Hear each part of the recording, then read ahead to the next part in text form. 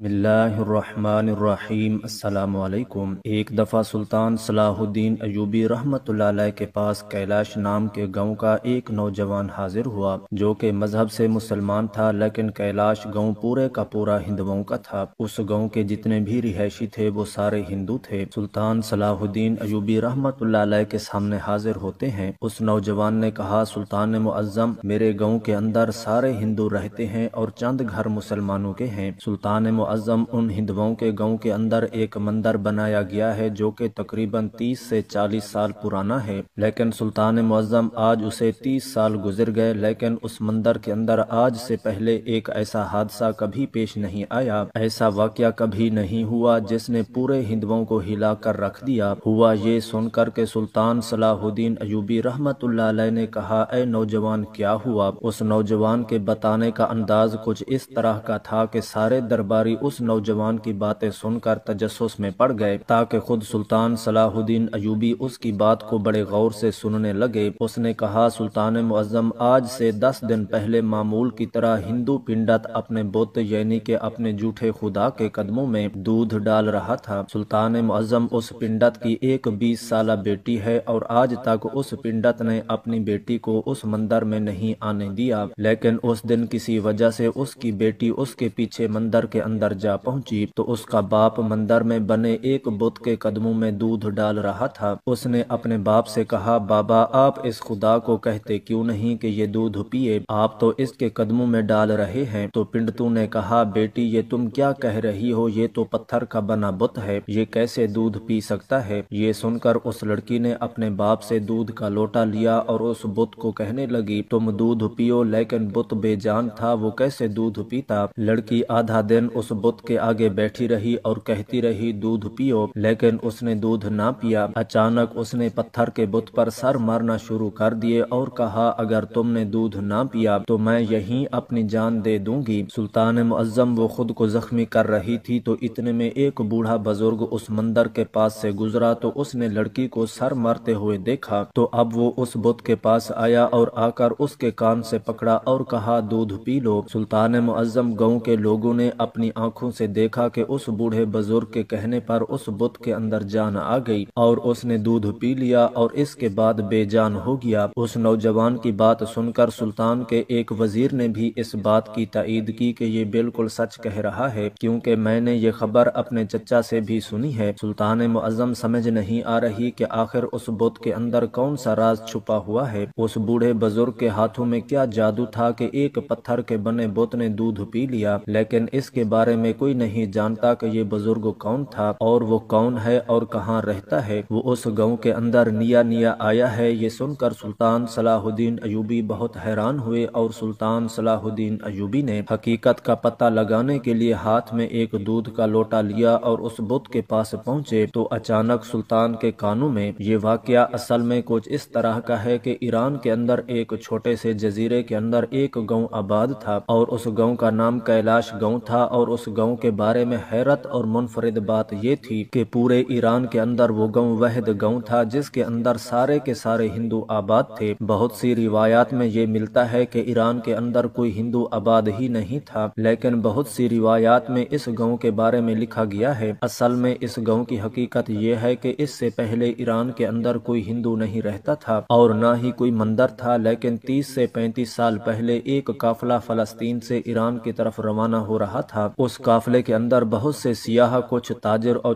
کچھ کاروباری موجود تھے اور وہ قافلہ اپنی منزل کی طرف رواں دواں تھا۔ اسی دوران ایک قافلہ جس کے اندر زیادہ تر سیاح تھے، وہ فلسطین سے ایران کی طرف روانہ ہو رہا تھا۔ راستے میں اچانک ایران کی طرف جانے والے قافلے پر ڈاکوؤں نے ایک بڑے گروہ نے حملہ کیا، جو کہ ان ڈاکوؤں کا سردار مسلمان تھا اور وہ ہندوؤں سے سخت نفرت کرتا تھا۔ لہٰذا ڈاکو کے سردار نے حکم دیا کہ ان ہندوؤں میں سے نہ ہی کوئی مرد اور نہ ہی کوئی عورت بچے گی، سب کے سب کو مار کر ان کے مال و دولت کو لوٹ لو۔ سردار کے حکم پر چھوٹے ڈاکوؤں نے قافلے پر حملہ کیا اور چند ہی لمحوں کے اندر قافلے کو تباہ و برباد کر دیا۔ ان میں سے کوئی بھی نہیں بچا، لیکن بدقسمتی سے صرف ایک ہندو عورت اور مرد اس حملے سے بچ کر نکلے، جو آپس میں میاں بیوی تھے۔ وہ اپنا مال اور کھانے پینے کے لیے جو بچا انہوں نے راستے کے لیے رکھی تھی وہ سب کچھ وہاں چھوڑ کر بھاگ نکلے۔ اب ان کو آبادی کی تلاش تھی जहां वो जाकर अपना सर छुपा सकें और कुछ खाने पीने के लिए तलाश कर सकें। अब वो दोनों मियाँ बीवी दौड़ रहे थे कि अचानक वो एक ऐसे रास्ते पर जाकर पहुंचे जहां से पहले एक काफिला गुजर गया था। वो काफिला फलस्तीन से ईरान की तरफ जा रहा था। ये बहुत समझदार था और काफिले के निशानात को देखकर उसे पता चल गया कि यहाँ से काफिले को गुजरे हुए ज्यादा वक्त नहीं गुजरा। हम अगर कोई और मुख्तसर रास्ता ले लें तो हम उस काफिले के आगे जा पहुँचेंगे, लिहाजा हम अपने वतन तो नहीं पहुँच सकेंगे लेकिन हमारी जान बच जाएगी। लिहाजा उन दोनों ने एक मुख्तसर सा रास्ता लिया और फलस्तीन से ईरान की तरफ जाने वाले काफिले के अंदर जा पहुँचे। जब काफिले के लोगों ने हिंदू मर्द और औरत को देखा तो उन्होंने कहा, तुम यहाँ कैसे पहुँचे और तुम हमारे काफिले के आगे क्यों आकर खड़े हो गए? तो उन्होंने बताया कि हम पर एक डाकुओं के गिरोह ने हमला किया और कोई भी हिंदू नहीं बचा, लिहाजा आप हम पर रहम करें। हमने मुसलमानों के बारे में सुना है, वो बहुत रहम दिल होते हैं। आप हमें अपने काफिले के साथ ईरान लेकर चलें। अगर हमें मौका मिला तो फिर हम ईरान से हिंदुस्तान चले जाएंगे, लेकिन अगर मौका ना मिला तो हमारे जितने भी रिश्तेदार थे वो इस हमले के अंदर मारे गए। अब हम हिंदुस्तान जाकर क्या करेंगे? लिहाजा हम ईरान के अंदर ही मुकीम हो जाएंगे। काफिले के लोगों ने उनको इजाजत दे दी और वो उस काफिले के साथ चल पड़े। वक्त गुजरता रहा और काफिला अपनी मंजिल की तरफ रवां दवां था। काफिले के अंदर ताजरों ने उस हिंदू मर्द और औरत पर रहम खाया और उनको बहुत सारा माल दे दिया। खाने पीने की अशिया थी, पहनने के लिए कीमती से कीमती लिबास दिए। जब काफिला ईरान के शहर पहुंचा तो सारे ताजिर अपनी अपनी मंजिल की तरफ चले गए। तो अब इस हिंदू मर्द और औरत के पास रहने के लिए कोई जगह नहीं थी। उन दोनों ने 2-3 रात तो बाजार के एक कोने में गुजार दिए, लेकिन अब उन्होंने आपस में मशवरा किया कि हमारा मजहब इनसे अलग है, लिहाजा हमें अपना खैमा किसी ऐसी जगह लगाना चाहिए जहां हम मुसलमानों को तकलीफ ना दें। लिहाजा उन्होंने बाजार से एक खैमा खरीदा और जाकर और अब वो अपनी जिंदगी का गुजर बसर वहां करने लगे। और वक्त गुजरने लगा और इस हिंदू मर्द और औरत का एक बच्चा पैदा हुआ और उनकी नस्ल बढ़ने लगी। और वक्त गुजरने के साथ साथ वहाँ उस हिंदू मर्द और औरत की नस्ल से बहुत बड़ा गांव आबाद हो गया, जिस गांव को कैलाश नामी गांव कहते हैं। और वो गांव तकरीबन 500 साल पुराना गांव था और इस बात को बहुत से यूरोपी, ईसाई और मुसलमान मुअर्रिखीन ने नकल भी किया है। गांव का अक्सर किताबों में भी जिक्र मिलता है। उस गांव की वजह शोहरत एक मंदिर बना जो कि इस गांव के दरमियान में मौजूद था और ये मंदिर ने उस गांव को पूरे इलाके के अंदर मशहूर कर दिया था। वक्त गुजरने लगा और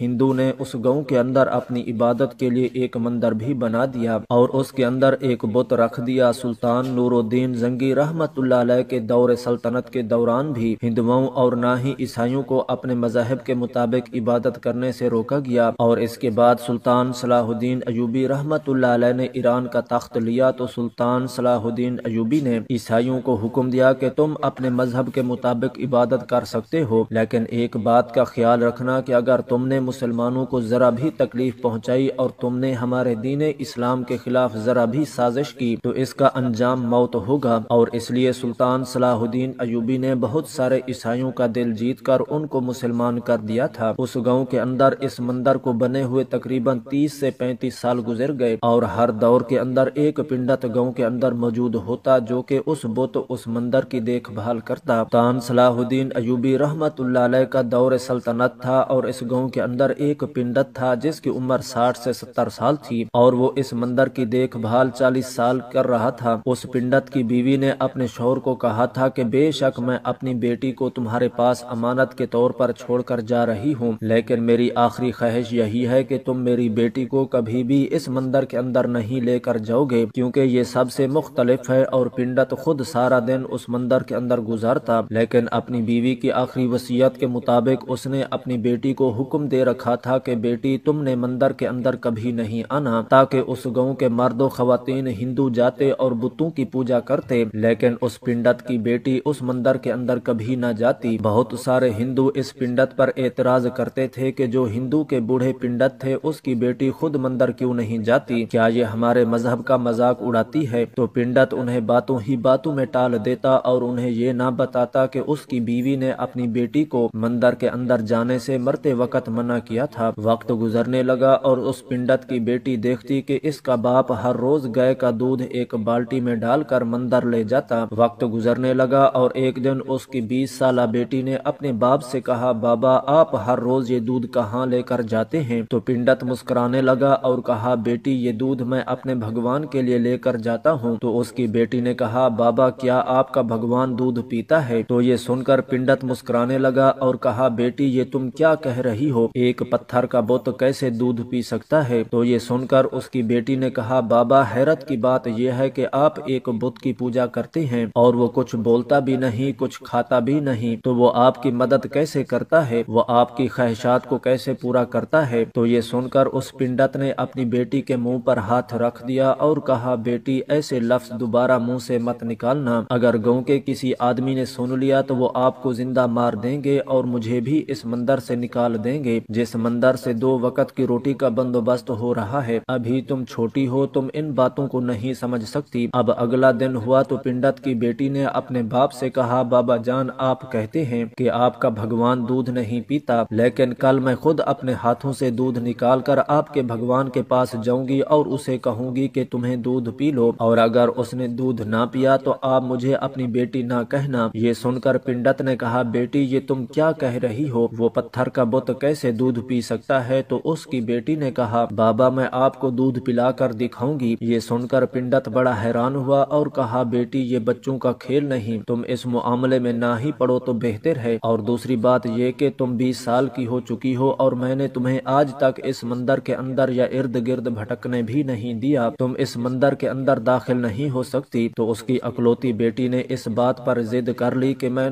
दूध लेकर आपके भगवान के पास जाऊंगी और उसे दूध पिलाऊंगी। ये सुनकर पिंडत बड़ा परेशान हुआ, लेकिन अपनी अकलौती बेटी की बात से इनकार ना कर सका। अब पिंडत की बेटी ने कहा, बाबा आप यहाँ घर पर मेरा इंतजार करें, अभी मैं जाती हूँ और उस भगवान को दूध पिलाकर आती हूँ। उस लड़की ने दूध निकाला और लेकर मंदिर की तरफ चल पड़ी। जब वो मंदिर के अंदर दरवाजे पर पहुंचे तो उसने दरवाजा खोला, सामने बुत खड़ा हुआ था। वो उस बुत के आगे जाकर बैठ गई और कहने लगी, ऐ भगवान दूध पी लो, ऐ भगवान दूध पी लो। वो बहुत सारी देर कहती रही, लेकिन उस बुत के अंदर ना ही कोई जान थी और ना ही कोई आवाज और ना ही कोई हरकत, लिहाजा वो कहती रही लेकिन कोई जवाब ना मिला। तो इतने में उसने कहा, अगर तुमने दूध ना पिया तो मैं अपनी जान दे दूंगी। लेकिन फिर भी उस पत्थर के बने हुए बुत से कोई आवाज ना आई। जब थोड़ी देर और गुजरी तो उस लड़की ने उस बुत पर सर मारना शुरू कर दिया और कहा, अगर तुमने दूध ना पिया तो मैं अपना सर फोड़ दूंगी। लेकिन फिर भी उस बुत के अंदर कोई हरकत ना हुई और ना ही उसने दूध पिया। तो वो लड़की शिद्दत से अपना सर उस बुत पर मारने लगी और उसका सर फट गया। उसके सर से खून निकलने लगा जो कि उसके पूरे जिस्म पर बह गया। इतने में एक बुजुर्ग उस मंदिर के साथ वाली गली से गुजर रहे थे और वो आवाज बड़ी आसानी से सुन रहे थे कि इस मंदिर के अंदर कोई लड़की बुत से कह रही है कि ऐ खुदा तुम दूध पी लो, लेकिन वो नहीं पी रहा और वो जोर जोर से सर मार रही थी। तो वो फौरन मंदिर के अंदर दाखिल हुआ और उसने बुत के कान से पकड़कर कहा,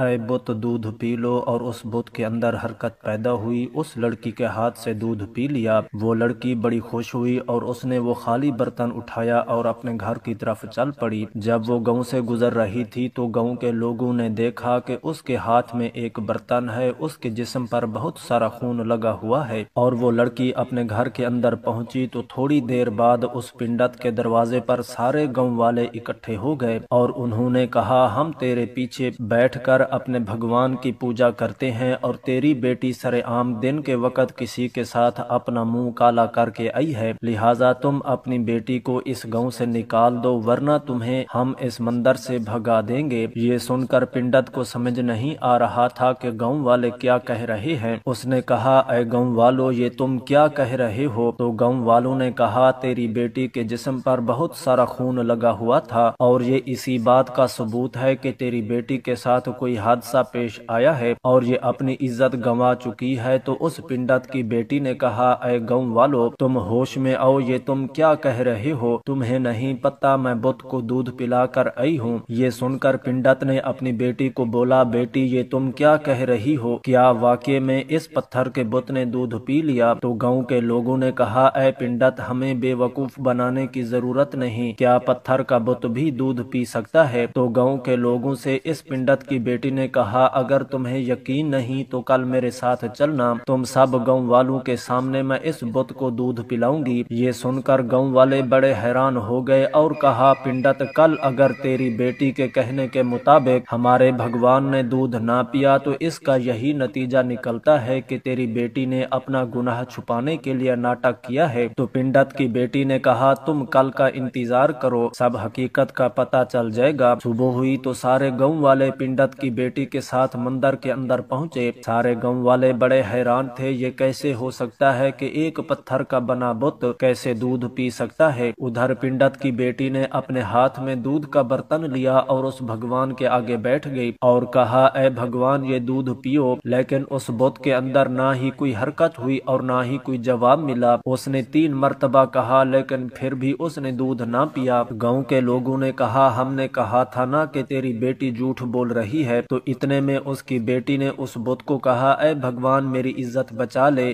کل تو نے دودھ پی لیا، آج میری عزت پر بنی تو تم نے دودھ پینے سے انکار کر دیا، تم نے آج دودھ نہ پیا تو میری عزت برباد ہو جائے گی۔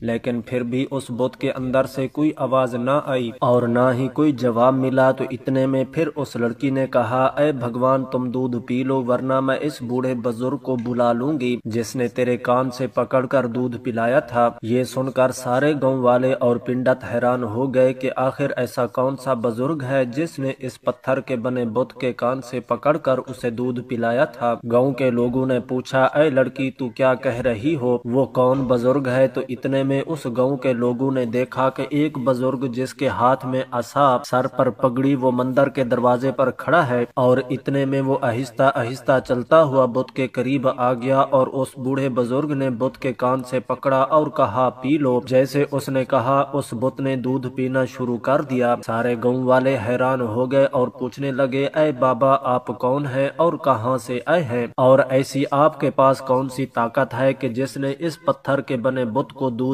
پینے پر مجبور کر دیا؟ تو اس نے کہا اے لوگو یہ بات تم نہیں سمجھ سکتے جو میں تمہیں بتانا چاہتا ہوں، لہٰذا ان سب چیزوں کے پوچھنے کا تمہیں کوئی فائدہ نہیں۔ گاؤں کے لوگوں نے اس کی بڑی منتیں کی لیکن وہ وہاں سے چلا گیا۔ اب پورے گاؤں کے اندر چہمے گویاں ہوئی تھی کہ ایک انسان کے پاس ایسی کون سی طاقت ہے جس نے ایک پتھر کے بنے بت کو دودھ پلانے پر مجبور کر دیا۔ اور جب یہ بات پورے گاؤں کے اندر پھیلی تو ایک نوجوان جو کہ اپنے بوڑھے ماں باپ کے ساتھ اس گاؤں کے اندر رہتا تھا، جو کہ مسلمان تھا، اس نے بوڑھے ماں باپ کے ساتھ چلتے ہوئے یہ خبر سنی، بڑا حیران ہوا اور جب اس نے تحقیق کی تو اسے پتا چلا کہ ایک بوڑھے بزرگ نے مندر کے اندر موجود بت کو دودھ پلایا۔ نوجوان نے اس بزرگ کو تلاش کرنے کی بڑی کوشش کی لیکن اس کو تلاش نہ کر سکا، لیکن اب اس کے دل میں تجسس ہونے لگا کہ میں اس راز سے پردہ اٹھا کر رہوں گا، اگر اس راز سے پردہ اٹھ گیا تو اس گاؤں کی تقدیر بدل سکتی ہے، اگر وہ مجھے بوڑھا بزرگ مل گیا تو میں اس پورے گاؤں کی تقدیر بدل سکتا ہوں۔ اسی دوران ایک قافلہ ایرانی شہر کی طرف جا رہا تھا، تو جب اس بات کی خبر اس نوجوان کو لگی تو وہ بھی اس قافلے کے ساتھ چل پڑا، کیونکہ ایران میں اس نوجوان کا ایک تاجر دوست رہتا تھا۔ اس نے سوچا اگر میں اپنے تاجر دوست کے پاس گیا تو وہ مجھے سلطان صلاح الدین ایوبی رحمت اللہ علیہ کی عدالت میں ضرور لے جائے گا۔ قافلہ شہر کے اندر پہنچا، سارے تاجر اپنی اپنی منزل کو چلے گئے اور وہ اپنے دوست کے پاس گیا اور کہا ہمارے گاؤں کے اندر ایک عجیب و غریب مسئلہ ہوا ہے جس نے پورے گاؤں کو بلا کے ہلاک کر رکھ دیا، تو مجھے سلطان معظم کے پاس لے چلو تاکہ میں سلطان معظم سے مدد حاصل کر سکوں۔ صرف واحد انسان سلطان صلاح الدین ایوبی ہیں جو اس بوڑھے بزرگ سے اس کے راز کے بارے میں معلوم کر سکتے ہیں۔ تاجر نے کہا جس انسان کے بارے میں تم جاننا چاہتے ہو یا جس کے پاس تم جانا چاہتے ہو، تمہیں اس کے پاس جانے کے لیے کسی سفارش کی ضرورت نہیں، اس کا دربار ایسا دربار ہے جس کے اندر وزیر اور فقیر ایک ساتھ جا سکتے ہیں، لہٰذا بلا جھجک تم سلطان صلاح الدین ایوبی کے دربار میں چلے جاؤ، تیری فریاد ضرور سنی جاوے گی۔ وہ نوجوان بڑا خوش ہوا اور کہا کہ اب میرا کام بن جائے گا۔ وہ سیاہ گھوڑے پر سوار ہوا اور سلطان صلاح الدین ایوبی کی خدمت میں حاضر ہوا۔ سلطان صلاح الدین ایوبی رحمت اللہ علیہ نے دیکھا کہ اس نوجوان کے چہرے پر ایک امید۔ سلطان صلاح الدین ایوبی نے پوچھا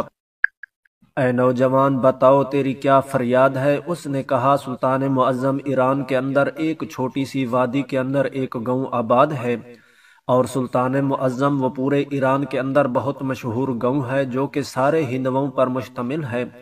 سلطان معظم ہندواؤں کے گاؤں کے اندر پچھلے تقریباً 30 سے 35 سال پرانے مندر کے اندر آج تک کوئی ایسا واقعہ نہیں ہوا جو کہ اب ہوا، اور اس واقعے نے سارے گاؤں کے لوگوں کو حیران کر دیا۔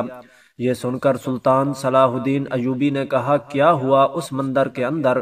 تو اس نے کہا، سلطان معظم، بتایا گیا کہ پنڈت کی بیٹی دودھ کا برتن لے کر بھگوان کے آگے بیٹھ گئی تو بھگوان نے دودھ نہ پیا، اور اب اس کی بیٹی نے دیکھا کہ بھگوان میرے کہنے پر دودھ نہیں پی رہا، تو اس نے سر مارنا شروع کر دیا، اور حتیٰ کہ اس نے اپنے آپ کو اتنا زخمی کر دیا کہ اس کے سر سے خون بہنا شروع ہوا۔ تو اتنے میں ایک بزرگ مندر کے اندر داخل ہوا جس نے بت کے کان سے پکڑا اور بت کو دودھ پینے کا حکم دیا، اور سلطان معظم حیرت کی بات یہ ہے کہ اس بت نے دودھ پی لیا، دودھ پینے کا حکم دیا، اور سلطان معظم حیرت کی بات یہ ہے کہ اس بت نے دودھ پی لیا۔ اور سلطان معظم دوسرے دن جب گاؤں کے لوگوں نے پنڈت کی بیٹی کو کہا کہ تم اپنی بات کو ثابت کرو، تو سلطان معظم پھر اس بوڑھے بزرگ نے اس لڑکی کی عزت کو بچاتے ہوئے اس بھگوان کے کان سے پکڑ کر کہا، تو اس پتھر کے بت نے دودھ پی لیا۔ لیکن سلطان معظم اس کے بعد وہ بزرگ ایسا کہیں غائب ہوا کہ میں اس کو تلاش نہ کر سکا۔ سلطان معظم، آپ اس گاؤں کے اندر چلیں اور اس حقیقت کے بارے میں پتہ لگائیں کہ آخر بت کے اندر کوئی راز چھپا ہوا ہے یا اس بوڑھے کے اندر۔ یہ سن کر سلطان صلاح الدین ایوبی بڑے حیران ہو گئے کہ ایک پتھر کا بنا بت کیسے دودھ پی سکتا ہے، آخر اس بوڑھے بزرگ نے ایسا کیا کیا اور آخر اس کے پیچھے کیا راز ہے۔ سلطان صلاح الدین ایوبی کو اس معاملے میں بہت تجسس ہونے لگا، اور سلطان صلاح الدین ایوبی گھوڑے پر سوار ہوئے اور اسی وقت اس نوجوان اور اپنے چند سپاہیوں کے ساتھ گاؤں کی طرف سفر شروع کر دیا۔ اور 2 دن کے سفر کے بعد جب سلطان صلاح الدین ایوبی گاؤں کے اندر پہنچے تو سلطان صلاح الدین ایوبی سیدھا اس مندر کے اندر داخل ہوئے۔ سلطان صلاح الدین ایوبی نے دیکھا کہ اس مندر کے اندر ایک بت پڑا ہوا ہے جو کہ بہت ہی پرانا لگ رہا تھا۔ سلطان صلاح الدین ایوبی رحمت اللہ علیہ حیرت میں تھے کہ ایک پتھر کا بت کیسے دودھ پی سکتا ہے۔ کسی سوچ میں سلطان صلاح الدین ایوبی کھڑے تھے کہ آپ نے کچھ سونگھنا شروع کر دیا، تو اس نوجوان نے پوچھا، حضور آپ کیا سونگھ رہے ہیں؟ تو سلطان صلاح الدین ایوبی رحمت اللہ علیہ نے اس نوجوان کو کہا کہ اس مندر کے اندر کوئی ایسی شخصیت داخل ہوئی جس کے جسم سے نکلنے والی خوشبو اتنی تیز تھی کہ اس کی خوشبو ابھی تک اس مندر کے اندر موجود ہے، اور یہی خوشبو مجھے اس بزرگ تک لے جائے گی۔